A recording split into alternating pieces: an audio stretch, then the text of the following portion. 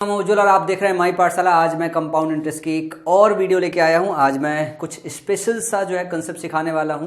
बहुत सारे आपके एग्जाम में क्वेश्चन आते हैं जिनमें दिया रहता है कि दूसरी साल का कंपाउंड इतना है, तीसरी साल का कंपाउंड इतना है, तो चौथी साल का कंपाउंड इंटरेस्ट कितना होगा। ये निकालना काफ़ी आसान होता है कि 2 साल का कंपाउंड इंटरेस्ट कितना होगा, 3 साल का कंपाउंड इंटरेस्ट टोटल कितना होगा। लेकिन जब तीसरी साल का कंपाउंड इंटरेस्ट पूछता है या चौथी साल का कंपाउंड इंटरेस्ट पूछता है तब क्वेश्चन बहुत ज़्यादा डिफिकल्ट हो जाता है। और इस तरीके के क्वेश्चन में कई बार पूछ देता है कि 8वीं साल का कंपाउंड इंटरेस्ट क्या होगा। तब दिमाग और चक्कर काटने लगेगा क्योंकि हमने तो वो सीखा नहीं होता है। तो आज की क्लास में सब कुछ सीखेंगे और बहुत फ्रिक्वेंट क्वेश्चन आते हैं और उन क्वेश्चन को कैसे आसानी से सॉल्व करेंगे ये भी देखेंगे। अगर आप में से कोई नया बच्चा हो तो चैनल सबसे पहले सब्सक्राइब कीजिए। मेरी पूरी वीडियो को सीरीज में देखिए, सीक्वेंस में देखिए, क्योंकि हर चैप्टर मैं शुरू से पढ़ा रहा हूँ, जीरो से पढ़ा रहा हूँ ताकि बेस भी बिल्ड हो और अच्छे क्वेश्चन भी पढ़ा रहा हूँ ताकि पूरा चैप्टर कंप्लीट हो जाए। जो भी देखे बाद में बोले सर ने जो प्लेलिस्ट बनाई हो, प्लेलिस्ट बहुत ही स्पेशल, बहुत ही ऑसम है। और जब तक आप इसे एंजॉय नहीं करोगे यार, मैं एंजॉय नहीं करूँगा, मेरा मन और डिलीवर करने का नहीं करेगा। मैं मैथ्स बहुत ही पैशनेट होकर पढ़ा रहा हूँ, तो आप सारे के सारे लोग उतने ही पैशनेट होकर पढ़िए। वीडियो अगर समझ में आए तो अंत में लाइक का बटन जरूर हिट करके जाइएगा, दोस्तों के बीच में साझा कीजिएगा। शुरू में थोड़ा ऑड लगेगा कि मैं इस टीचर से क्यों पढ़ूं, लेकिन जब आप कोई चैप्टर पूरी प्ले लिस्ट कंप्लीट करेंगे तब आपको पता चलेगा यार नहीं, इस मास्टर से पढ़ने लायक है, मास्टर अच्छा पढ़ा रहा है। तो चलो आज का कंसेप्ट समझते हैं। मैं सबसे पहले आज की क्लास में कुछ डेटा रटवाऊंगा, उसके प्रूफ की नीड नहीं है। डेटा अगर आप याद रख लोगे तो भी बहुत अच्छी बात है। समझ में आया? मैं 2 सेक्शन आपको सिखाऊंगा। सबसे पहले मैं आपको सिखाऊंगा कि लेट्स फॉर एग्जांपल हम मान लेते हैं कि जो हमारा इंटरेस्ट है, कंपाउंड इंटरेस्ट है। सबसे पहले मैं मानूंगा कि I1 है हमारा, जो पहली साल के लिए कंपाउंड इंटरेस्ट है। पहली साल के लिए कंपाउंड इंटरेस्ट है, वो हमने I1 मान लिया। और अगर मैं I1 की बात करूं तो ये I1 की डेफिनेशन कैसे आती है? अगर प्रिंसिपल P हो, रेट 8% हो, तो P का ये R% होता है। P का ये R% होता है। अगर प्रिंसिपल P है, रेट कंपाउंड वाला R% है, तो जो पहली साल का इंटरेस्ट होता है P का R% होता है। साथ में एक और चीज मैं आपको बताना चाहूंगा, यहां पे एक I2 टर्म आपको ध्यान रखना है कि ये I2 क्या होता है। I2 वो होता है जो I1 का हम R% निकालते हैं, I1 का R% निकालते हैं, ये आपको याद रखना पड़ेगा। I2 जैसा एक टर्म होता है जो I1 का R% होता है। इसी तरीके से अगर मैं बात करूं तो कंपाउंड इंटरेस्ट में हमें पढ़ते वक्त I3 भी निकालना पड़ेगा जो कि I2 का R% होगा, I2 का R% होगा। इसी तरीके से अगर मैं बोलूं कि अगर हमें I4 अगर निकालना हो, क्या निकालना हो? अगर I4 निकालना हो और इसी डेफिनेशन के हिसाब से, तो I3 का ये R% होगा। आप बोलोगे सर एक एग्जाम्पल देके मुझे बता दो कि ये I1, I2, I3, I4 कैसे निकालेंगे। तो मान लो हमारा जो प्रिंसिपल है, अगर 1000 रुपये दिया हुआ हो क्या P, और अगर रेट जो है वो 10% हो, तो जो I1 होगा यहां से वो P का 10% होगा, जो कि I1 यहां से क्या आ जाएगा? I1 यहां से आपका क्या हो जाएगा? 100 आ जाएगा। जो I2 होगा वो I1 का R% होगा, 10% होगा, मतलब जो I2 की वैल्यू होगी वो 10 हो जाएगी। जो I3 होगी वो I2 का 10% होगा, इसकी जो वैल्यू हो जाएगी 1 हो जाएगी। I4 जो होगा वो I3 का 10% होगा, जिसकी वैल्यू 0.1 हो जाएगी। अगर आप यहीं से I4 के साथ I5 निकालना चाहे तो I5 जो होगा वो I4 का R% हो जाएगा। ये अगर इसका निकालेंगे तो 0.01% हो जाएगा ये वैल्यू। एग्जाम्पल के लिए मैंने समझा दिया कि अगर प्रिंसिपल P है, R रेट 10% दिया हुआ है, तो I2 R का जो है क्या होता है?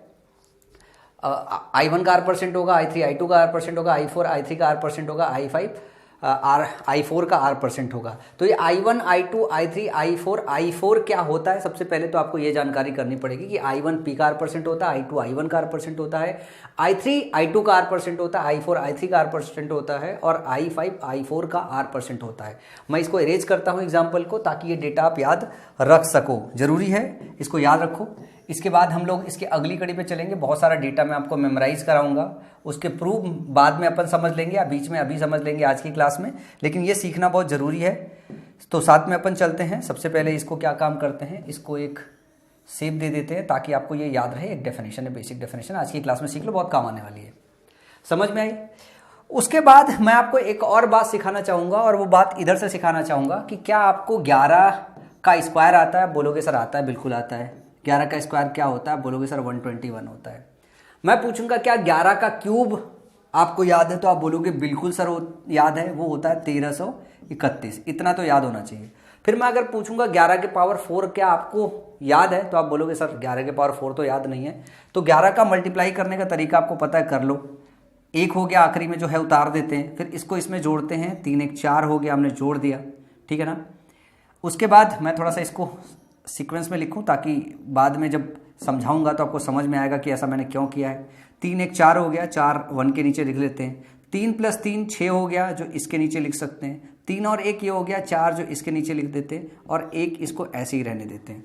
फिर मैं अगर आपसे पूछूं कि 11 के पावर 5 क्या आपको पता है, तो आप बोलोगे कि सर वैसे तो याद नहीं है, लेकिन हम निकाल सकते हैं। हम 1 यहाँ पे रखेंगे, 4 को 1 के साथ जोड़ेंगे 5 हो जाएगा, जो हम यहाँ पे रखेंगे। 4 को 6 के साथ जोड़ेंगे 10 हो जाएगा, हम 0 लिखते हैं, लेकिन यहाँ पे हम 10 पूरा लिखेंगे। उसके बाद फिर से जोड़ेंगे, 6 4 10 हो जाएगा, 10 हम पूरा रखेंगे यहाँ पे। इसके बाद 4 1 5 को जोड़ेंगे, हम 5 यहाँ पे रखेंगे, फिर 1 यहाँ पे रखेंगे जो आखिरी में आएगा। उसके बाद हमको क्या काम करना है, ये वाला जो डेटा है ना, ये इरेज कर देना है, ये इरेज कर देना है। और ये चीज़ ध्यान रखना है कि ये एक रेशियो बनेगा जो आपको याद रखना है। ये याद करने का सिर्फ तरीका बताया मैंने, 2 1 3 3 1 4 6 4 1 5 10 10 5 1, ये आपको याद रखना है। जब भी हमको कंपाउंड इंटरेस्ट निकालना हो पहली साल का, क्या निकालना हो, जब भी हमको कंपाउंड इंटरेस्ट निकालना हो 1 साल का, तो ये किसके बराबर होता है, ये 1 के मल्टीप्लाई के बराबर होता है, मतलब I1 के बराबर होता है। यही हमारा सिंपल इंटरेस्ट भी होता है। लेकिन अगर हम बात करूं कि अगर हमें 2 साल का कंपाउंड इंटरेस्ट चाहिए होता है, 2 साल का टोटल, पहली साल और दूसरी साल में जो इंटरेस्ट मिला सब मिला के, तो हम क्या काम करते हैं कि हम इस मल्टीप्लायर का इस्तेमाल करते हैं इसके साथ में। 2I1 1I2, 2I1 1I2। अगर मुझे 3 साल का निकालना हो तो हम क्या काम करेंगे, ये 3 साल का मल्टीप्लायर निकालेंगे। ये पहली साल का मल्टीप्लायर होता है, ये दूसरी साल का मल्टीप्लायर होता है, ये तीसरी साल का मल्टीप्लायर होता है, ये चौथी साल का मल्टीप्लायर होता है, ये 5वीं साल का मल्टीप्लायर होता है। अगर आपको प्रिंसिपल पता है, अगर आपको रेट परसेंट पता है, अगर आपको प्रिंसिपल पता है, अगर आपको रेट परसेंट पता है, तो आप इस तरीके से डेटा निकाल सकते हो, I1 I2 I3 I4 I5। और उसके बाद आप पहली साल का कंपाउंड इंटरेस्ट टोटल निकाल सकते हो, दूसरी साल का निकाल सकते हो, तीसरी साल तक का पूरा निकाल सकते हो, चौथी साल तक का निकाल सकते हो, इन मल्टीप्लायर का डायरेक्ट इस्तेमाल करके। अगर मैं तीसरे साल की बात करूं तो ये हो जाएगा 3I1 + 3I2 + I3। अगर मैं चौथे साल की बात करूं तो ये जो मल्टीप्लायर इस्तेमाल करेगा वो चौथी साल का इस्तेमाल करेगा, 4I1 + 6I2 + 4I3 + I4। इसी तरीके से अगर हम 5 साल का निकालें तो ये कुछ इस तरीके से हो जाएगा, कंपाउंड इंटरेस्ट 5वीं साल का, 5I1 + 10I2 + 10I3 + 5I4 + I5। इस तरीके से हम 1 साल का कंपाउंड इंटरेस्ट, 2 साल तक का कंपाउंड इंटरेस्ट, 3 साल तक का कंपाउंड इंटरेस्ट, 4 साल तक का कंपाउंड इंटरेस्ट, 5 साल तक का कंपाउंड इंटरेस्ट डायरेक्टली हम निकाल सकते हैं। जैसे अगर हमारा रेट अगर 10% दिया हो, रेट अगर 10% दिया हो और अमाउंट प्रिंसिपल अगर हमारा 1000 रुपये दिया हो, प्रिंसिपल अगर हमारा 1000 दिया हो, तो हम I1 निकाल सकते हैं, I2 निकाल सकते हैं, I3 निकाल सकते हैं, I4 निकाल सकते हैं, I5 निकाल सकते हैं, जो भी निकाल के बताया था। और उसके बाद हम कंपाउंड इंटरेस्ट 1 साल का निकाल सकते हैं जो I1 के बराबर होगा। जो हमें कंपाउंड इंटरेस्ट 2 साल का निकालना है तो 2I1 + I2 होगा, वो निकाल सकते हैं। 3 साल का होगा तो इस फॉर्मूले के हिसाब से निकाल सकते हैं। 4 का होगा तो ये निकाल सकते हैं, 5 का होगा तो निकाल सकते हैं। ये डेटा आपको मेमोराइज नहीं करना है, ये चीज आपको ध्यान रखना है कि हम I1 I2 I3 I4 I5 कैसे निकालते हैं। और दूसरा जो चीज याद रखना है, ये मल्टीप्लायर फैक्टर याद रखना है, और ये बहुत इंपॉर्टेंट है। ये जो फैक्टर है ये बहुत इंपॉर्टेंट है, ये आपको याद रखना है। ये आपको जो गुड़े का फैक्टर है वो याद रखना है, और ये ध्यान से याद रखिएगा ये फैक्टर, बस यही याद रखना है। रेशियो क्या है, पहली साल के लिए 1 होता है, दूसरे के साथ 2:1 होता है, तीसरे का 3:1 होता है, चौथे साल के लिए 4:6:4:1 होता है, 5वें साल के 5:10:10:5:1 होता है। समझ में आई बात। ये जो चीज होती है, इसके अलावा एक और डेटा आपको याद रखना है, और वो डेटा ऐसा है कि आपके एग्जाम में बहुत ज्यादा जो है मतलब ऐसे होता है, बहुत फ्रिक्वेंट उसके क्वेश्चन बनते हैं। जैसे कई बार हमसे पूछा जाता है कि दूसरी साल का कंपाउंड इंटरेस्ट क्या होगा। ये 2 साल तक का कंपाउंड इंटरेस्ट निकाला है हम लोगों ने, ये निकाला है 1 साल का कंपाउंड इंटरेस्ट, ये 2 साल का टोटल कंपाउंड इंटरेस्ट, ये 3 साल का कंपाउंड इंटरेस्ट, ये 4 साल का कंपाउंड इंटरेस्ट, ये 5 साल का टोटल कंपाउंड इंटरेस्ट कितना होगा। कई बार आपके एग्जाम में पूछा जाता है कि आप बताओ, क्या आप बताओ दूसरी साल का कंपाउंड इंटरेस्ट क्या होगा या चौथी साल का कंपाउंड इंटरेस्ट क्या होगा। दूसरी साल का कंपाउंड इंटरेस्ट क्या होगा या चौथी साल का कंपाउंड इंटरेस्ट क्या होगा। तो आपको एक बात ध्यान रखना है, जैसे हमने बात किया कि पहली साल का कंपाउंड इंटरेस्ट अगर मैं बात करूं तो पहली साल का कंपाउंड इंटरेस्ट यही आपका SI होता है और ये क्या हो जाता है, जो मैंने I1 निकाला था ये I1 के बराबर होता है। लेकिन अगर मैं बोलूं CI जो है वो किसका, सेकेंड ईयर का, सेकेंड ईयर का, तो सेकेंड ईयर का CI जो होगा 2 साल की CI में से पहली साल की CI अगर माइनस करोगे तभी तो आएगा। तो दूसरी साल का CI क्या था, 2I1 प्लस I2 था। इसमें से अगर पहली साल का जो CI है वो I1 अगर माइनस करोगे तो आएगा, ये हो जाएगा I1 प्लस I2। ये क्या हो जाएगा, I1 प्लस I2। अगर मैं इसको ये बोलूं तो I1 को मैं रख लूं, अगर I2 को लिख लूं तो I2 I1 का क्या है, I1 का R% है, I1 का R% है। अगर मैं I1 अगर कॉमन ले लूं तो ये हो जाएगा 1 प्लस R%, या इसी को ऐसे लिख सकता हूं कि I1 जो होगा वो होगा R प्लस 100 अपॉन R, यही होगा।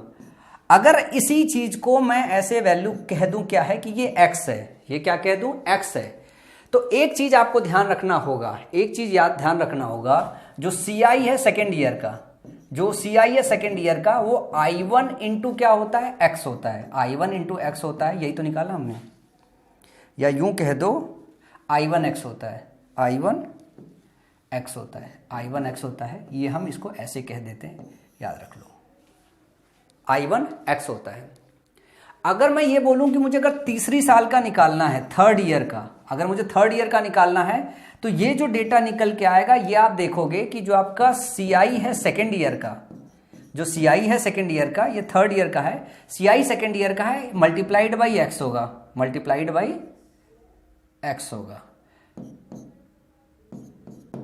मल्टीप्लाई। अच्छा ये सिंबल वैसे है तो मैं डायरेक्टली ऐसे लिख लेता हूं पेन चेंज करके, और यार कुछ गड़बड़ हो रहा है क्योंकि मैक्स हो जाएगा, CI second year into X होगा। इसको आप ऐसे सीधे सीधे ब्रैकेट में डाल के लिख लो, ब्रैकेट का मतलब गुणा होता है, ये होगा। समझ में आई बात। अगर मैं इसको ऐसे बोलूं कि अगर मैं CI फोर्थ ईयर की बात करूं तो ये क्या होगा ना, CI जो थर्ड ईयर की आती है, जो CI थर्ड ईयर की आती है इंटू X होगा। या इसी चीज को जनरलाइज करूं कि CI अगर मैं nth ईयर का निकाल रहा हूं, nth ईयर का निकाल रहा हूं तो ये क्या होगा, जो CI होता है n-1th ईयर होता है उसमें X का मल्टीप्लाई करने से आएगा, उसका X में मल्टीप्लाई करने से आएगा। या आप इसी चीज को ऐसे बोल दो, अगर CI हम निकाल रहे हैं nth ईयर का, CI क्या निकाल रहे हैं nth ईयर का, ये क्या हो जाएगा, अगर डेटा 1 by 1 पुट करते हुए चले जाओगे तो आपको ये पता चलेगा कि ये जो I1 होता है ना, I1 ये x के पावर n-1 आएगा। क्या होगा, I1 x के पावर n-1 आएगा। और इस फॉर्मूले को आप याद कर लो। इसका प्रूफ देखने की जरूरत है तो बताओ, दिखा दूं? इसका प्रूफ अगर देखने की जरूरत हो तो बताओ, मैं दिखा दूं अभी। अब खाली n की वैल्यू रखते चले जाओ। अगर यहां पे सेकेंड ईयर रखोगे तो I1 इंटू एक्स हो जाएगा। अगर आप देखोगे तो ये यही आएगा, I1 इंटू एक्स हो जाएगा। अगर 3 रख दो यहां पे, मान लो अगर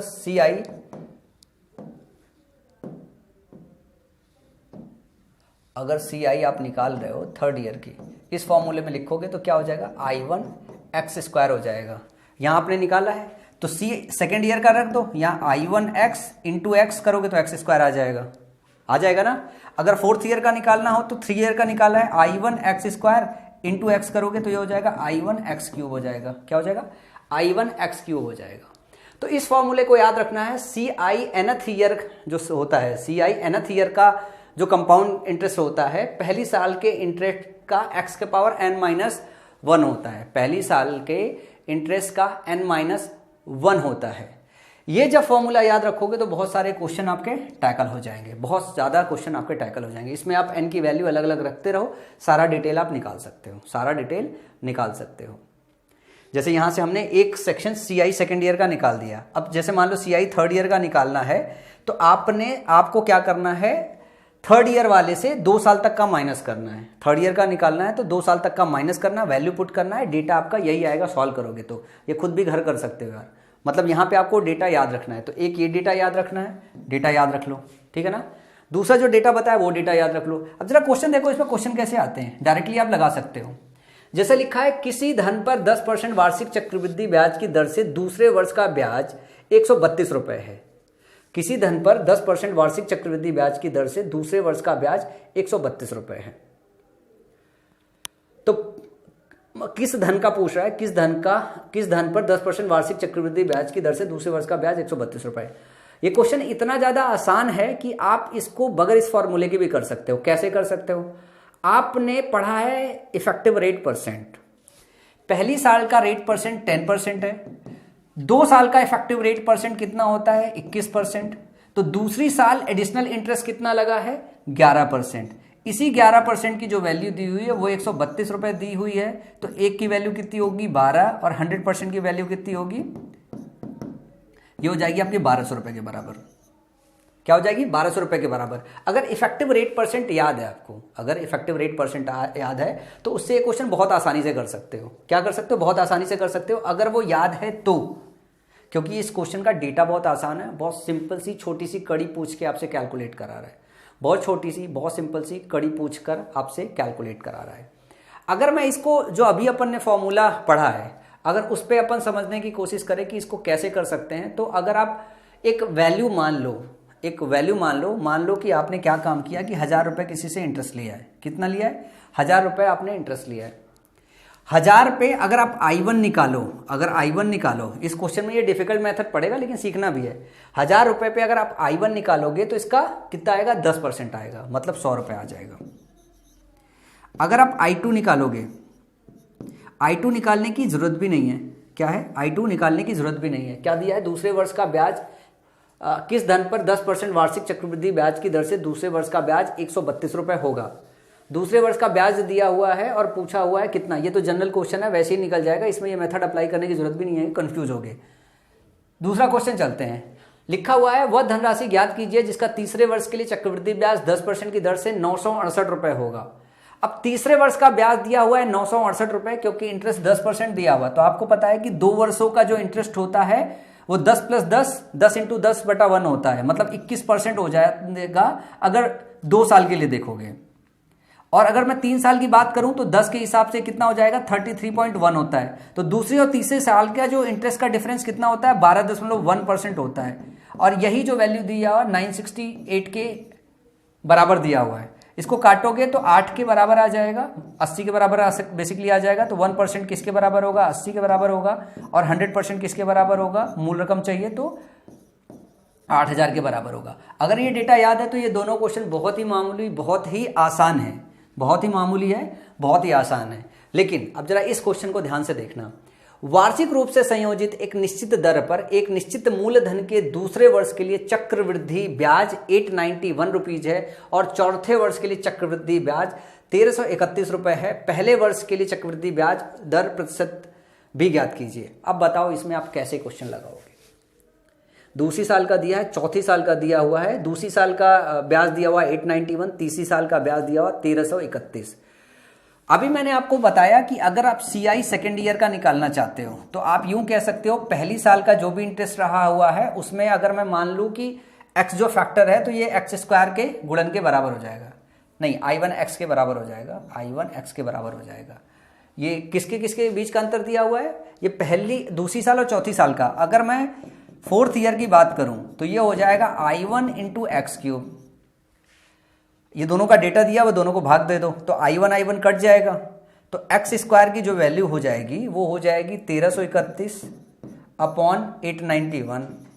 अगर 11 से काटोगे तो ये हो जाएगा 81, और ये अगर काटोगे तो 121 हो जाएगा।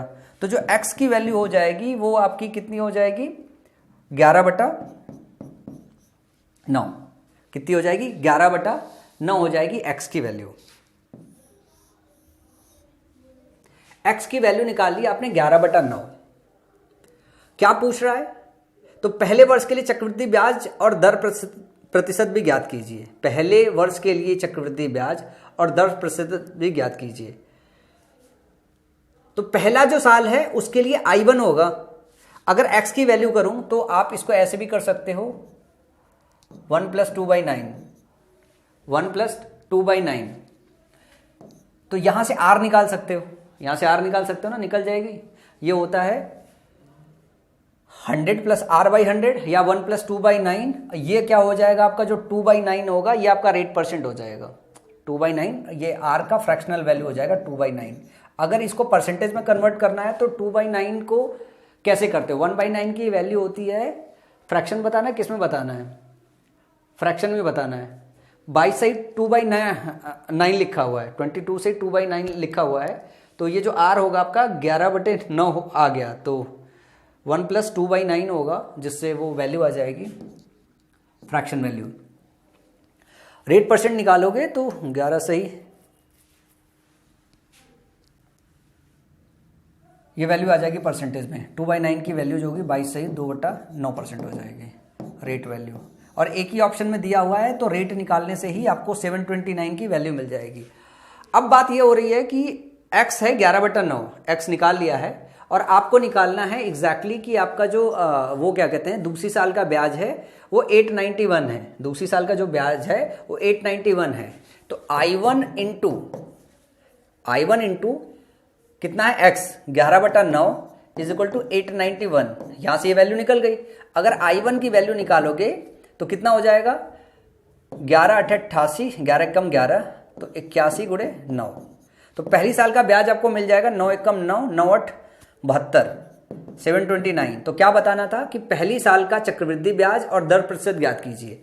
ये तभी निकाल पाओगे जब ये वाला फॉर्मूला इस्तेमाल करोगे, तभी ये सबसे ज्यादा आपके लिए आसान होगा, तभी ये सबसे ज्यादा आसान होगा। r = 2/9 है तो इसका जो परसेंटेज वैल्यू होगा 22 से 2/9% होगा। या आप इसको ऐसे भी कर सकते हो r + 100/100 r + 100/100 क्या हो गया 11/9, यही होगा ना। या यूं कह सकते हो 1 + r/100 कितना हो गया 1 + 2/9, यही हुआ ना। ये कट गया, r = कितना हो गया 200/9%। और 200/9% करोगे तो 22 × 2/9% ही आएगा, रेट परसेंट आ जाएगा। समझ में आई बात? तो ये जब क्वेश्चन आता है तो क्वेश्चन कॉम्प्लिकेटेड हो जाता है। चलो एक क्वेश्चन इसका और देखते हैं जब ये सबसे ज्यादा इस्तेमाल हो रहा हो। एक निश्चित दर पर कुछ मूलधन पर दूसरे वर्ष के लिए चक्रवृद्धि ब्याज 450 रुपए है और तीसरे वर्ष के लिए 540 रुपए है। मूलधन ज्ञात कीजिए। अगर मैं मतलब थर्ड ईयर की बात करूं और थर्ड ईयर अपॉन अगर मैं बात करूं सेकेंड ईयर की, तो इन दोनों के फैक्टर में क्या बदलता है? इन दोनों के फैक्टर में ये होगा I1x² अपॉन I1x, यही होगा। तो I1 कट जाएगा, ये कट जाएगा। तो x की वैल्यू डायरेक्टली आपके पास क्या आ जाएगी? ये आ जाएगी 540 अपॉन 450 आ गया ना। ये कट गया, 9 छक 54, 9 पचे 45। तो जो x हो गया वो हो गया 1 + 1/5।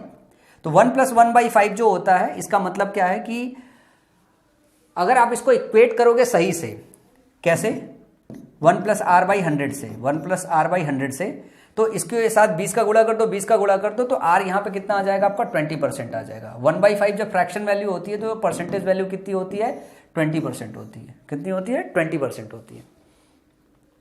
तो 20% हमारा रेट ऑफ इंटरेस्ट आ गया। मूलधन ज्ञात कीजिए, मूलधन ज्ञात करना आपको। तो एक निश्चित दर पर कुछ मूलधन पर दूसरे वर्ष के लिए चक्रवृद्धि ब्याज 450 रुपए है। दूसरे वर्ष का चक्रवृद्धि ब्याज 450 रुपए दिया है, तीसरे वर्ष का 540 रुपए दिया है। तो आप यहां से क्या निकाल सकते हो? I1 निकाल सकते हो।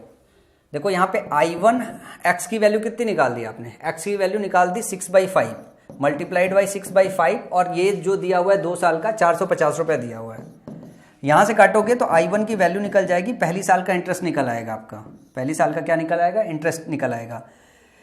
तो 6 से काटोगे, 6 सत्ते 42, 6 पंचे 30, 75 गुणे 5 हो जाएगा, 75 गुणे 5 हो जाएगा। ये आपका I1 निकल गया, मतलब पहली साल का इंटरेस्ट निकल गया। अब पहली साल का इंटरेस्ट कितना है? 20%। तो 20% की वैल्यू इतनी है, तो 100% की वैल्यू कितनी होगी? तो आपका जो प्रिंसिपल होगा वो I1 गुणे 5 हो जाएगा, और ये होगा 75 गुणे 5 गुणे 5, मतलब 25 गुणे 75 हो जाएगा। 25 गुणे 75 होगा तो आप निकालोगे, आपके पास जो डेटा दिया हुआ है 1875 उस हिसाब से आ जाएगा, क्योंकि आखिरी में जीरो आएगा नहीं, कैलकुलेट हो सकता है। तो 1875 जो है can not be determine, CND का मतलब होता है। तो 1875 आपकी वैल्यू आ गई। समझ में आई बात? इस तरीके का जो क्वेश्चन आता है वो क्वेश्चन एग्जाम में बहुत ज्यादा डिफिकल्ट भी रहता है। यदि एक वर्ष के लिए कुछ राशि पर साधारण ब्याज 680 रुपए है और ब्याज दर 5% है, दूसरे वर्ष के लिए ब्याज ज्ञात कीजिए। देखो पहली साल 680 मिला है, तो दूसरी साल ये 680 तो मिलेगा, साथ में इस 680 पे भी 5% मिलेगा। ये मतलब इतना आसान क्वेश्चन था कि इसमें कुछ करने की जरूरत ही नहीं है। 0 0 कट गया, 5 दूनी और 2 34। तो अगर आप देखोगे यदि एक वर्ष के लिए कुछ राशि पर साधारण ब्याज 680 है और ब्याज दर 5% है, दूसरे वर्ष के लिए जो है ब्याज ज्ञात कीजिए। तो दूसरे वर्ष के लिए ब्याज क्या होगा? यदि एक वर्ष के लिए कुछ राशि पर साधारण ब्याज 680 है और ब्याज दर 5% है, तो दूसरे वर्ष के, अच्छा दूसरे वर्ष का ही पूछा है, ये टोटल हो जाएगा। ये मतलब अगर जोड़ोगे तो टोटल हो जाएगा, सिर्फ दूसरे वर्ष का पूछ रहा है। तो पहली साल 680 मिलेगा, तो दूसरी साल 680 मिलेगा, प्लस इस 680 पे भी ब्याज मिलेगा। तो यहाँ पे जोड़ोगे तो कितना हो जाएगा? 4 और 8 3 11 6 7 714 रुपए हो जाएगा। ठीक है ना? अगर पूछता है दोनों साल का कितना होगा, तो इसमें 680 रुपए और आपको जोड़ना पड़ता, 714, 4 8 1 9 7 6 13, 1394 रुपए हो जाता अगर 2 साल तक का टोटल, अगर आपको कंपाउंड इंटरेस्ट निकालना है। देखो दो तरीके की चीजें पूछी जा रही है कंपाउंड इंटरेस्ट में। एक है कि 2 साल का टोटल कंपाउंड इंटरेस्ट कितना होगा, दूसरा दूसरी साल का क्या होगा, तीसरी साल का क्या होगा, चौथी साल का क्या होगा, पांचवी साल का क्या होगा। समझ में आई बात? चलो अगला क्वेश्चन देखते हैं, प्यारा सा, बढ़िया, मजेदार। यदि दूसरे वर्ष में एक निश्चित राशि पर प्राप्त चक्रवृद्धि ब्याज 250 रुपए हो, 12% ब्याज दर पर समान राशि पर तीसरे वर्ष के लिए चक्रवृद्धि ब्याज क्या होगा? अगर मैं बोलूं यहां से आप x निकालो, तो क्या x निकाल पाओगे? बिल्कुल निकाल पाओगे। x क्या हो जाएगा? 112/100। x आपका यही हो जाएगा। यदि दूसरे वर्ष में एक निश्चित राशि पर प्राप्त चक्रवृद्धि ब्याज 250 रुपए है, तो 250 किसके बराबर होगा? ये बराबर होगा I1 इंटू एक्स के। I1 इंटू एक्स के मतलब 112/100 के बराबर होगा।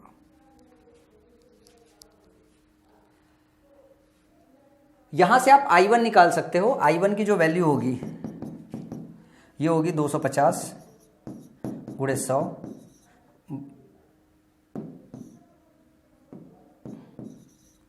बटा 112 होगी। पूछा है समान राशि पर तीसरे वर्ष के लिए चक्रवृद्धि ब्याज क्या होगा। अगर आप थर्ड ईयर के लिए निकालोगे, CI थर्ड ईयर के लिए निकालोगे, तो आपको क्या करना पड़ेगा? आपको I1 इंटू एक्स स्क्वायर करना पड़ेगा। I1 इंटू एक्स स्क्वायर करना पड़ेगा। I1 की वैल्यू है 250 गुणे 100 गुणे 100 बटा 112।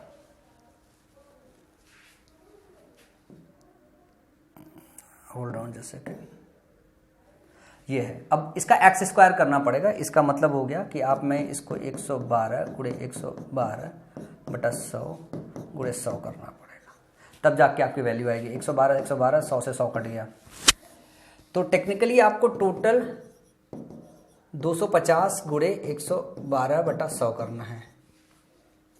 या फिर अगर यहाँ पे देखो, मैं एक ही कैलकुलेशन 2 बार कर गया। दूसरी साल का दिया हुआ है, तीसरी साल का निकालना था, तो मैं डायरेक्टली 250 में क्या कर सकता था?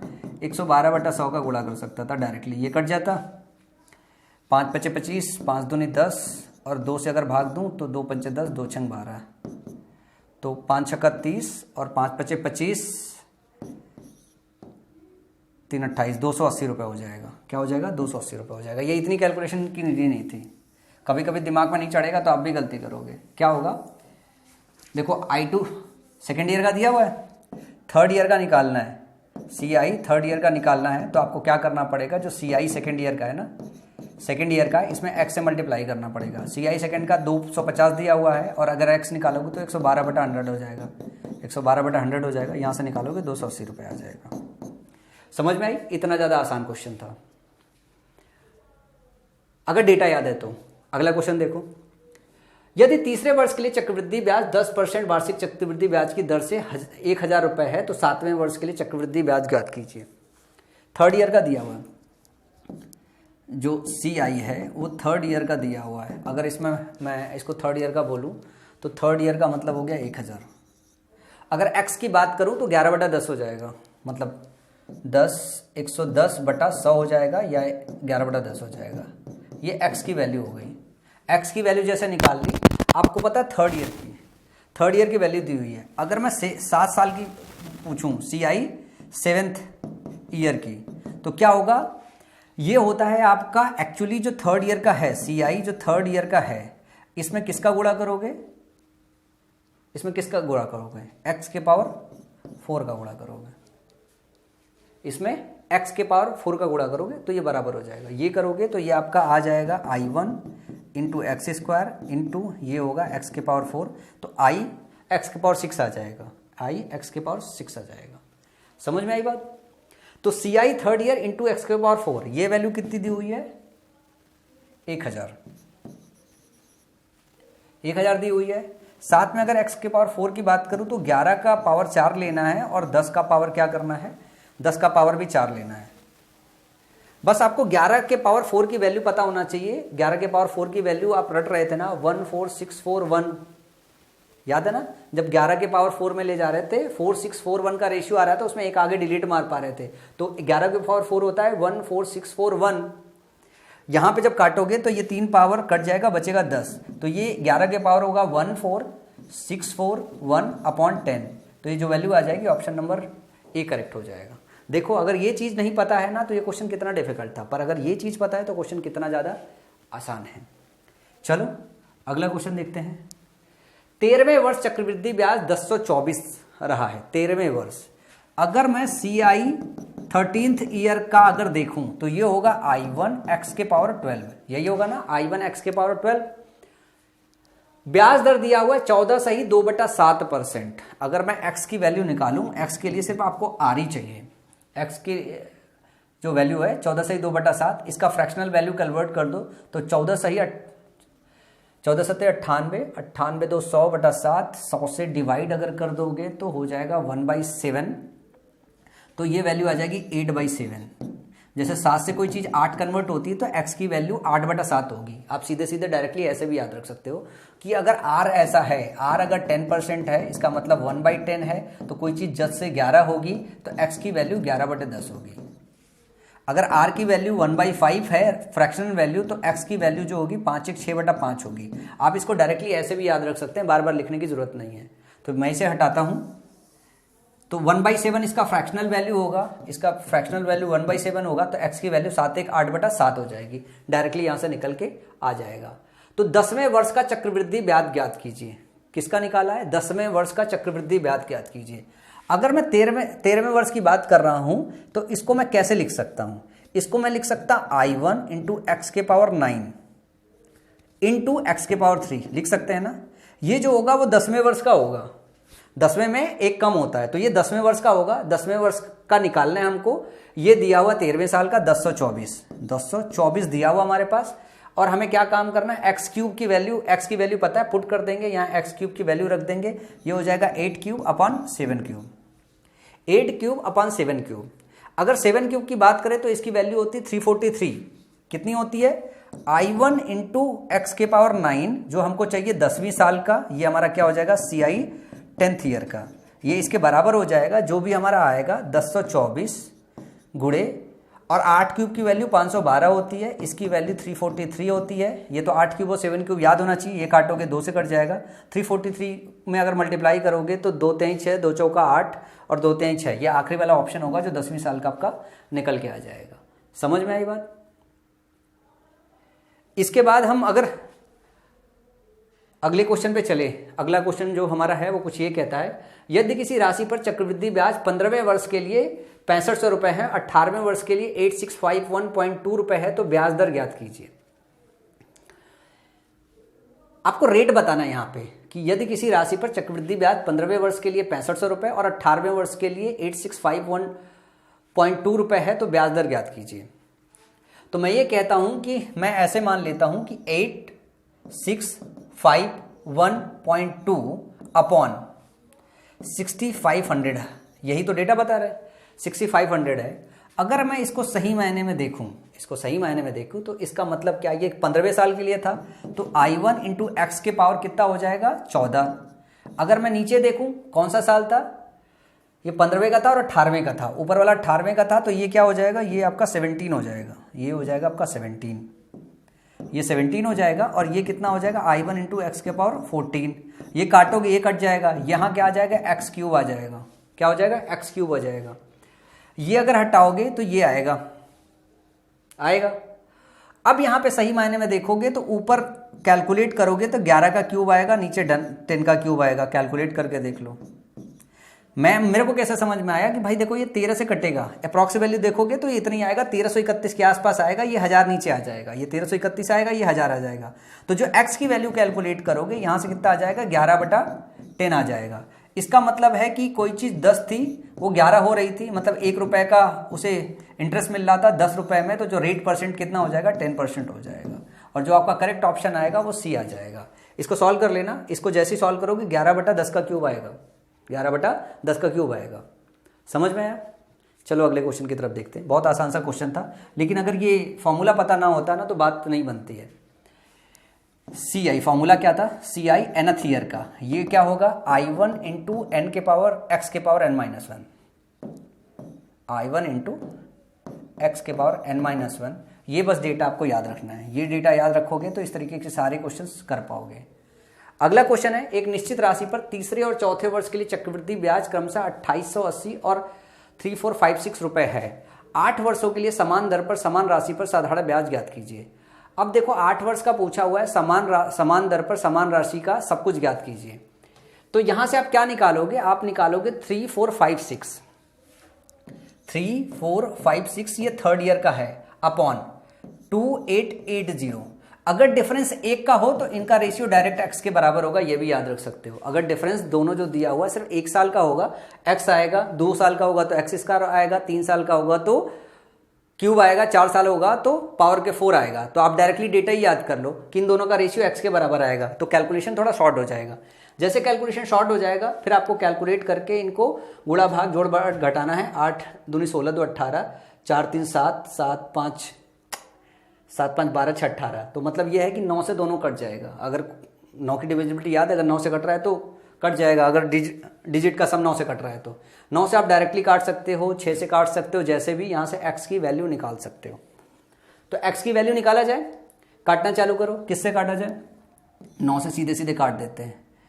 9 त्रिक 27, 9 दूनी 18, 320। 9 से कट गया, ऊपर काटो।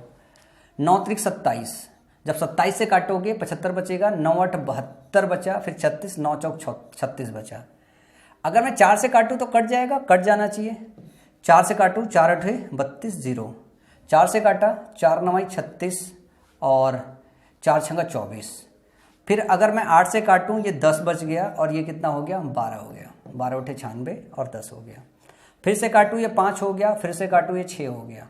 तो x जो हो गया वो हो गया 6/5। या यूं कह सकूं कोई चीज 5 से 6 हो रहा है। क्या हो रहा है, कोई चीज 5 से 6 हो रहा है। या मैं ये कह सकूं कि जो रेट ऑफ इंटरेस्ट है वो कितना है, 20% है। तो रेट ऑफ इंटरेस्ट आपने 20% निकाल लिया। बोला क्या जा रहा है, बोला जा रहा है कि 2880 रुपए जो है वो 2 साल का है। तो अगर मैं ये कहूं कि x मैंने 6/5 निकाल लिया है और अगर मैं 2880 को लिखूं तो ये मैं लिख सकता हूं I1 इंटू एक्स मतलब 6/5। तो 6 से कट रहा है, 6 से कट के क्या आएगा, 6 चौका 24 कटेगा ना। 6 चौका 24, 48, 6 48, 480। तो जो I1 की वैल्यू होगी वो 480 गुणे 5 हो जाएगी। इसका मतलब है 5 0 0, 5 बटे 40 और 5 चौका 20, 5 बटे 40, 5 का 20 4 24, 2400 रुपये हो गया I1 की जो वैल्यू हो गई। ये पहली साल का इंटरेस्ट हो गया, I1 की वैल्यू इतनी हो गई। जो पहली साल का इंटरेस्ट होता है, जो पहली साल का इंटरेस्ट होता है एक्चुअली, जो पहली साल का इंटरेस्ट होता है वो SI और CI दोनों बराबर होते हैं। SI और CI दोनों बराबर होते हैं पहली साल का जो इंटरेस्ट होता है, 8 वर्षों के लिए समान दर पर, और 20% इंटरेस्ट है, 20% आपका इंटरेस्ट है। तो आप यूँ कह सकते हो कि ये 20% की वैल्यू है, ये 20% की वैल्यू है। अगर इससे मूल रकम निकालना चाहो तो 5 का इसमें गुणा कर दो, तो जो प्रिंसिपल होगा इसमें 5 का गुणा करके आएगा, 2400 गुणे 5, वैल्यू कितनी आ जाएगी 00, 5 का 20 और 5 दूनी 10, 2 12। जो प्रिंसिपल होगा वो 12,000 रुपये आ जाएगा, अगर कोई कैलकुलेशन एरर नहीं हुआ है, और मैं मान के चल रहा हूँ कि अपन ने कोई कैलकुलेशन एरर नहीं किया हुआ है। तो ये हो जाएगी 12,000 रुपये। बोला जा रहा है कि भाई जो रेट परसेंट है वो 20% ही है, तो 2400 ही है। कितने साल के लिए निकालना है? 8 वर्षों के लिए निकालना है। तो जो SI होता है वही CI के बराबर होता है पहली साल के। तो एक साल का अगर इंटरेस्ट 2400 है तो हर साल भी 2400 रुपये मिलेगा। तो अगर आपको साधारण ब्याज निकालना है तो 2400 गुणे 8 कर दो, 00, 8 चौक 32, 8 दूनी 16 3 19, 19,200 रुपये है। कैलकुलेशन कहीं एरर हुआ है, क्योंकि मुझे लगता है कि ये 2000 आना चाहिए। कितना आना चाहिए? 2000 आना चाहिए। ये 6/5 यहाँ तक सही निकला है, यहाँ कुछ गड़बड़ तो नहीं हुआ है। ये 2880 रुपये एक निश्चित राशि पर तीसरे और चौथे, अच्छा तीसरे और चौथे साल का था, इस वजह से गड़बड़ हो रखा है। ये होगा I2 इंटू x²। क्या होगा? I2 into x²। ये सब सही निकल रखा है। क्या होगा? I2 इंटू x², ये हो जाएगा 6², ये हो गया इतना। फिर अगर एक 6 से काट दिया है तो दूसरे 6 से काटोगे तो कितना हो जाएगा? ये हो जाएगा 80, और फिर I1 निकालोगे तो ये हो जाएगा 80 गुणे 25। कितना हो जाएगा? 80 गुणे 25, 25 अट्ठे 200, ये हो जाएगा 2000 रुपये। कितना हो जाएगा? ये हो जाएगा 2000 रुपये I1। ये पहली साल का है। 8 जितना पहली साल का होगा उतना दूसरी साल का होगा, उतना तीसरी साल का होगा, उतनी चौथी साल का। तो 8 साल में अगर सिंपल इंटरेस्ट निकालना हो तो डायरेक्टली हम इसमें 8 का मल्टीप्लाई कर देंगे, तो कितना आ जाएगा? 16,000 आ जाएगा। थोड़ी सी गलती जो है आपका जो सोल्यूशन है वो बदल देगी। बहुत सारा कॉमन मतलब ऐसा होता है जो कैलकुलेशन करने में अपन एरर करते हैं, तो उन एरर का एग्जाम में ध्यान देना। मैं अगले क्वेश्चन की बात करूं। अगला क्वेश्चन है 1536 रुपये को 3 साल के लिए 12.5% प्रति वर्ष वार्षिक चक्रवृद्धि ब्याज से निवेश किया गया था। 3 वर्षों के बाद कुल ब्याज ज्ञात कीजिए। अब आपको क्या काम करना है? कुल ब्याज ज्ञात करना है, कुल ब्याज ज्ञात करना है। तो जब टोटल कंपाउंड इंटरेस्ट सारे साल का निकालना हो तो आपको मल्टीप्लायर इस्तेमाल करना पड़ेगा, और I1, I2, I3, I4, I5 निकालना पड़ेगा। तो सबसे पहले अगर मैं I1 निकालने की बात करूं, अगर रेट परसेंट की बात करूं, तो ये अपना जो फ्रैक्शनल वैल्यू 1/8 हो जाएगा। क्या हो जाएगा? 1/8 हो जाएगा अगर मैं फ्रैक्शनल वैल्यू की बात करूं। तो अगर मैं ये कहूं कि पहला अगर हमारा 1536 रुपये था, तो जो I1 है ये इसका 1/8 होगा। I1 क्या होगा? इसका 1/8 होगा। अगर इसमें हम 1/8 करें, 8 से भाग दें, तो क्या हो जाएगा? 8 एकम 8, 8 7 15 होता है 72, 8 9 72, 8 दूनी 16। जो I1 होगा 192 हो जाएगा। जो I2 होगा वो I1 का 1/8 होगा। R% होता है ना, तो 8 दूनी 16, 8 चौक 32 हो जाएगा। अगर मैं I3 की बात करूं तो ये कितना हो जाएगा? इसका 1/8 हो जाएगा, 8 3 24, 3 हो जाएगा। 3 साल की बात हो रही है। 3 साल का जो मल्टीप्लायर होता है वो होता है 3 3 1, और इनको फिर क्या करना पड़ेगा? जोड़ देना पड़ेगा सबको। यही पूछा है कि वृद्धि दर निवेश किया गया था 3 वर्षों के बाद कुल ब्याज कितना होगा? कुल ब्याज कितना होगा? तो ये बराबर कितना आ जाएगा? 3 दूनी 6, 3 9 27, 3 1 कम 3 2 5, 576। ये कितना हो जाएगा? 3 चौका 12, 3 दूनी 6 1 7, और तीसरा हो जाएगा 3। जब इन सबको जोड़ोगे तो 6 2 8 3 11 हो जाएगा। देखो कहीं दिया हुआ है। 7 7 14, 1 15 हो जाएगा, और 5 1 6 हो जाएगा, 651 रुपये हो जाएगा। जो करेक्ट ऑप्शन होगा वो डी हो जाएगा। तो आपको I1, I2, I3 निकालना चाहिए, आना चाहिए। I1 इसका 1/8 है, I2 इसका 1/8 है, और I3 इसका 1/8 है। समझ में आया? तो ये आपको निकालने आना चाहिए, और ये जब निकालने आएगा तो कैलकुलेशन आसान हो जाएगी। अदरवाइज आप इसको कैसे निकालोगे? अदरवाइज दूसरा तरीका जो पुराना फॉर्मूला था वो ऐसे निकालोगे, 1536 प्रिंसिपल और 1 + R 12.5% अपॉन 100 के पावर 3। फिर ये कैलकुलेशन करोगे, बहुत लंबा समय लग जाता है। ये इससे भी निकल जाएगा, लेकिन बेटर ये है कि आप इस तरीके से निकालोगे, कैलकुलेशन आपको बहुत आसान हो जाएगा और बहुत सारा समय बचता है अगर आपको मल्टीप्लायर याद है तो। अगर मल्टीप्लायर याद नहीं है तो बहुत ज़्यादा टाइम लग जाएगा। अगला क्वेश्चन देखो, एक निश्चित राशि को वार्षिक रूप से संयोजित 18.18% की दर से निवेश किया गया था। यदि 3 वर्षों के लिए चक्रवृद्धि ब्याज और साधारण ब्याज का अंतर 700 रुपए है तो राशि ज्ञात कीजिए।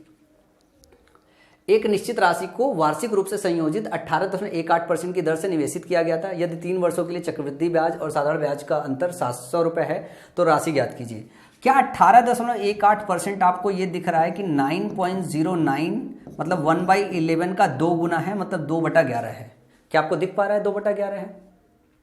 नहीं दिख रहा होगा तो देख लो, अब याद कर लो, अब दिखा दिया मैंने। इसका मतलब फ्रैक्शन वैल्यू क्या हो गया? 2/11 हो गया। जो आर हो गया ये फ्रैक्शन वैल्यू 2/11 हो गया।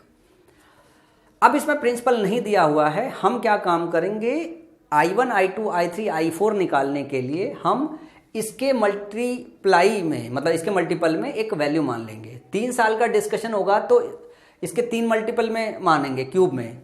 तो मान लो हमने प्रिंसिपल क्या मान ली, 11 का क्यूब है। प्रिंसिपल हमारा 11 का क्यूब है। तो अगर मैं I1 की बात करूं, मतलब पहली साल इंटरेस्ट की बात करूं, I1 की बात करूं, ये इसका कितना हो जाएगा 2/11, मतलब 11 स्क्वायर इंटू 2 हो जाएगा। अगर मैं I2 की बात करूं तो ये इसका 2/11 होगा, मतलब 2 स्क्वायर इंटू 11 हो जाएगा। अगर मैं इसके बात करूं 3 साल की, अगर मैं इसके 3 साल की बात करूं तो ये हो जाएगा 2 का, ये 2 स्क्वायर होगा यार, ये 2 स्क्वायर होगा, 2 स्क्वायर इंटू 11 होगा। और अगर इसकी मैं बात करूं तो 2 का क्यूब हो जाएगा। अगर मैं इसको टोटल गुणा कर दूं, 11 11 हम 121 और गुणे 2 242, ये वैल्यू आ गई, ये हो गई 44 और ये हो गई आपकी 2 का क्यूब मतलब 8 हो गया। तो पूछा क्या जा रहा है, 3 साल का सिंपल इंटरेस्ट, 3 साल का सिंपल इंटरेस्ट और 3 साल के कंपाउंड इंटरेस्ट का अंतर 700 रुपए है। तो निकाल लेते हैं यहां से। 3 साल का, पहली साल में जो I1 होता है यही कंपाउंड इंटरेस्ट होता है, यही आपका क्या होता है, यही आपका SI होता है, यही आपका CI होता है। और 3 साल की जब हम बात करते हैं तो जो मल्टीप्लायर होता है वो 331 होता है, 331 होता है, जोड़ते हैं। ये टोटल जब आप जोड़ोगे तो क्या निकल के आएगा, 3 साल का कंपाउंड इंटरेस्ट। और ये सिर्फ और सिर्फ क्या है, सिर्फ ये वाला जो सेक्शन है ये क्या है आपका, ये आपका SI है, ये आपका क्या है SI है। अगर मैं बात करूं आपका टोटल CI क्या है, तो ये और ये तीनों टोटल CI है, कंपाउंड इंटरेस्ट है। तो CI और SI का अंतर अगर निकालना है तो इसको हटा दो, तो जो बचा हुआ है दोनों का डिफरेंस होगा, तो निकाल लो कितना होगा। अगर मैं इसकी बात करूं तो 3 चौका 12, 3 चौका 12 1 13 और ये हो गया 8। तो जो डिफरेंस है सिर्फ और सिर्फ कितना है 140। हमारे हिसाब से जो हमने मान के निकाला है वो 140 है, जो क्वेश्चन में दिया वो 700 है। तो 140 को आप किसके बराबर कर दो, 700 के बराबर कर दो, ये कट गया। तो हमारे हिसाब से जो हमने माना था वो 1 यूनिट की वैल्यू 5 आ गई, 14 पंचे 70 होता है, 1 यूनिट की वैल्यू आ गई 5। पूछा क्या है, राशि ज्ञात कीजिए। राशि जो हमने मानी थी वो 11 का क्यूब मांगा था, और 11 का क्यूब होता कितना है 1331। कितना होता है 1331। इसमें अगर हम 5 का गुणा कर दें, जो हमने 1 की वैल्यू अपने निकाली है, तो हमें प्रिंसिपल मिल जाएगा। तो 5 एकम 5, 5 तेई 15, 5 तेई 15 1 16 और 5 एकम 5 1 6। तो 6655 option number 1 is the right option. समझ में आया? इसमें जो सोचने वाली बात थी वो ये सोचने वाली बात थी कि हम ये P कैसे माने, P हम कैसे माने। ये जब हम प्रैक्टिस हो जाती है हमारी तो हम इस तरीके के एजम्पशंस लेने लगते हैं, जब 4-6 क्वेश्चन इस तरीके का गुजरता है। ऐसा नहीं मैं आपको बता रहा हूँ, जब मैं तैयारी कर रहा था तो मेरे दिमाग में घुस गया था, नहीं घुसा था भाई, अपन भी आड़े टेढ़े तरीके से सोच रहे थे। लेकिन 4-6 जब क्वेश्चन इस तरीके के आ गए अलग अलग जगहों पे, तो कैलकुलेशन आसान करने के लिए डेटा मान लेते हैं हम लोग कि इस तरीके का डेटा मान ले और बाद में अपने एजम्पशंस के हिसाब से मान ले, और जो क्वेश्चन में दिया हो उसके हिसाब से अपना जो डेटा निकल के आता है उसके साथ इक्वेट कर ले, और इक्वेट करके फिर हम वापस रिवर्सल कैलकुलेशन करके आ जाएंगे। वही काम हो रही है। चलो अगला क्वेश्चन देखते हैं, अगला प्यारा सा क्वेश्चन देखते हैं। अगला प्यारा सा क्वेश्चन है, यदि किसी राशि पर चक्रवृद्धि ब्याज और साधारण ब्याज के बीच का अंतर 3 वर्षों के लिए 9 से 1/11% ब्याज की दर से 170 है तो राशि ज्ञात कीजिए। ये होमवर्क ले लीजिए। पिछले और इस क्वेश्चन में कोई फर्क नहीं है, सिर्फ रेट परसेंट का फर्क है। अगर देखोगे तो पिछले में इसका जो रेट परसेंट था वो उसका 2 गुना था। क्या था 18.18% था, इसमें है 9.01%, 9.09% है। यहाँ पे रेट परसेंट आधा है। अगर इसकी वैल्यू निकालोगे तो कितना हो जाएगा 11 9 99 100, मतलब R जो होगा यहाँ पे वो 1/11 हो जाएगा। क्या हो जाएगा, आर 1/11 हो जाएगा। प्रिंसिपल दोबारा आप मान सकते हो, मैं हिंट दिए दे रहा हूं। प्रिंसिपल आप दोबारा 11 का क्यूब मान लो, 11 का क्यूब मान लो।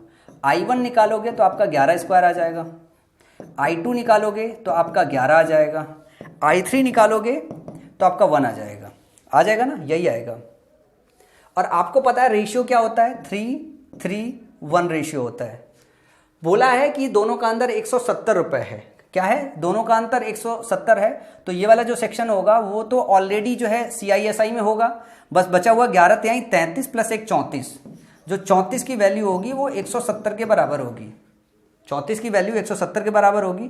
तो 17 दूनी 34, 17 दूनी 34, ये हो गया 10। और फिर निकालोगे तो 1 की वैल्यू 5 के बराबर होगी। और जो वैल्यू आएगी 11 के क्यूब में फिर से 5 का गुणा करोगे 6655 फिर से आ जाएगी। भाई होमवर्क देते देते क्वेश्चन ही सॉल्व कर दिया अपन ने। डेटा ही इतना आसान था कि मजाक मजाक में निपट गया। चलो अगला क्वेश्चन देखते हैं। एक धनराशि पर 5% प्रतिवर्ष की दर से 3 वर्ष के चक्रवृद्धि ब्याज और साधारण ब्याज के बीच का अंतर 15.25 रुपए है, राशि ज्ञात कीजिए। एक धनराशि दे दी है, उस पर 5% प्रतिवर्ष की दर से 3 वर्ष के चक्रवृद्धि ब्याज और साधारण ब्याज के बीच का अंतर दे दिया है। ये भी सेम क्वेश्चन है, होमवर्क कर लोगे।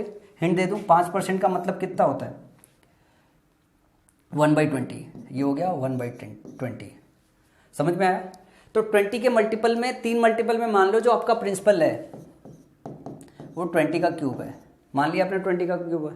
तो I1 कितना हो जाएगा आपका, I1 हो जाएगा 20 स्क्वायर, I2 जो होगा वो आपका कितना हो जाएगा 20 हो जाएगा, और जो I3 हो जाएगा वो 1 हो जाएगा। जो मल्टीप्लायर होता है वो 3:3:1 हो जाता है। 3 साल का अगर कंपाउंड इंटरेस्ट और साधारण ब्याज का डिफरेंस देखोगे तो ये वाला सेक्शन तो हट जाएगा, फिर यही बचेगा। तो 20 गुणे 3 कितना हो गया, 60 प्लस 1 61 हो गया। तो जो 61 की वैल्यू हमारे हिसाब से है जो क्वेश्चन में दी हुई है 15.25 दी हुई है, 15.25 दी हुई है। तो एक की वैल्यू कितनी हो जाएगी 15.25 अपॉन 61। और अगर हम निकालें तो 20 का क्यूब, मूल रकम निकालना है तो इसमें 20 क्यूब का गुणा कर दो, 20 क्यूब का गुणा कर दो, निकल के आ जाएगी आपकी वैल्यू एग्जैक्टली। यहाँ से निकालोगे तो 2 जीरो हट गया, 00 आ गया, ठीक है ना। तो 6100 रुपये हो गया। तो 1525 अपॉन 6100 मल्टीप्लाइड बाई 20 गुणे 20। ये जीरो कट गया, ये जीरो कट गया। तो आपके पास जो वैल्यू आएगी 1525 अपॉन 61 है। अब आपको देख के निकालना है, ये हो गया 2 2 4 2 8। तो 1525 61 गुणे 10 × 8। तो आपको देखना है जो भी डेटा हो आपका 8 का मल्टीपल तो होना चाहिए। अगर 8 का मल्टीपल नहीं है तो डेटा सही नहीं है। तो 8 के मल्टीपल के लिए आखिरी 3 डिजिट 8 से कट जाना चाहिए। 1500 कटेगा क्या, आखिरी 3 डिजिट अगर हम भाग दें इसमें तो 8 छंग 48 नहीं कटेगा, तो ये ऑप्शन होगा नहीं, ये भी नहीं होगा। ये कटेगा क्या, आखिरी 3 डिजिट, ये मतलब 2000 और 1000 में कोई डिफरेंस निकल के आएगा। 8 का मल्टीपल चाहिए जो है, 8 कम 8 8, हाँ दोनों मल्टीपल है। ये कैलकुलेट करके आप निकाल लो, आई थिंक निकाल लोगे। 61 का पहाड़ा पढ़ना पड़ेगा, कितनी बार जाएगा वो देखना पड़ेगा जो है।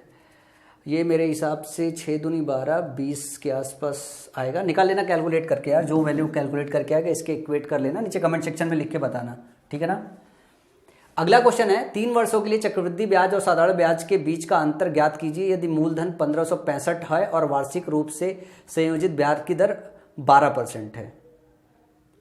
इसमें आपका मूल रकम दे दिया गया है, इसके पहले आपका मूल रकम पूछ रहा था, अब आपका मूल रकम दे दिया गया है। अब आपका मूल रकम दे दिया गया है 15,625 रुपये। और अगर मैं रेट परसेंट निकालूं तो रेट परसेंट हो गया 3/25, ये फ्रैक्शन वैल्यू हो गई। रेट जो हो गया 3/25 ये फ्रैक्शन वैल्यू हो गई।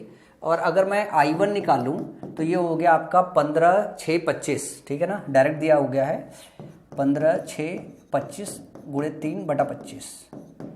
तो 25 छंग का 150 और 62 बचा, 25 दूनी 50, 25 पंचे 125। I1 को गुणा करोगे तो 625 गुणे 3 आया, 625 गुणे 3 आया। अगर I2 निकालोगे तो आप क्या काम करोगे, फिर 3/25 करोगे, फिर क्या करोगे इसका 3/25 करोगे तो 9 गुणे में आएगा। और अगर इसको 25 से भाग दे, 25 दूनी 50, 25 25 एकम 25। फिर अगर I3 निकालेंगे तो I3 क्या आएगा, 25 कट जाएगा, फिर ये 27 आ जाएगा। तो अगर आप इंटरेस्ट निकालो तो ये वाला जो सेक्शन है ये तो हट जाएगा डिफरेंस में, इसी सेक्शन की वैल्यू निकालनी पड़ेगी। 25 नवैया 225, ये वैल्यू आ गई। इसमें क्या काम करो, ये तो जनरल वैल्यू है, इसमें फिर आपको वो भी मल्टीप्लायर भी गुणा करना रहेगा ना।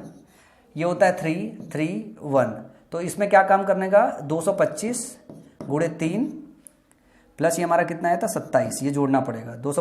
3 5 15, 3 दूनी 6 1 7 और 3 दूनी 6 प्लस 27, 7 5 12, 7 2 9, 1 10, 6 1 7, 702 रुपये आएगा, जो कि ऑप्शन नंबर बी में हमारे दिया हुआ है।